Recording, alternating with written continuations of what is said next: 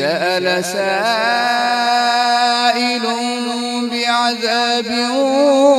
واقع للكافرين ليس له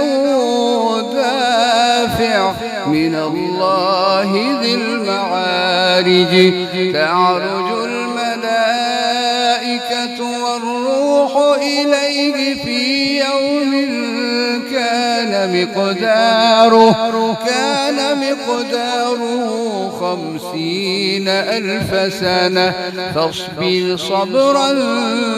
جميلا إنهم يرونه بعيدا ونراه قريبا يوم تكون السماء